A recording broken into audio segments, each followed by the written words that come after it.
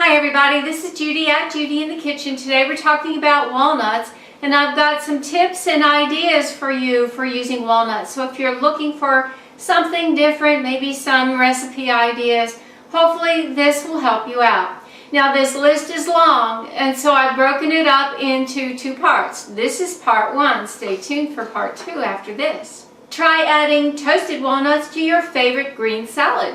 Now, if you don't know how to toast walnuts, you can easily do this on the stove. You just heat up a large frying pan over medium to medium-high heat.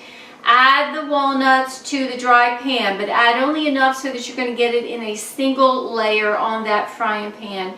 And allow them to cook for about 5 minutes or so, stirring them often so they don't burn. And then after about 5 minutes and they become aromatic, you want to transfer them out of that hot pan onto a plate and allow them to cool. Do not walk away from those walnuts in that process of toasting them because they will burn easily. But once they are toasted, they will have a delicious enhanced flavor. Try adding walnuts to your favorite smoothie. You'll get a big boost of omega-3 fatty acids in there.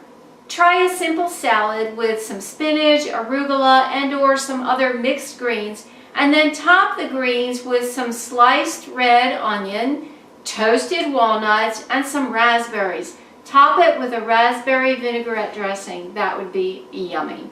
Add chopped walnuts to your favorite breakfast oatmeal. Dress it up even more by putting some vanilla yogurt on top of that. I suggest you wait to shell and/or chop your walnuts until you're ready to use them. They're very, very perishable, and by just waiting until the last minute, it will help to keep them fresh for when you need them. Why not make your own trail mix with a mixture of walnuts and other nuts and seeds and some dried fruit of choice? Here's an example.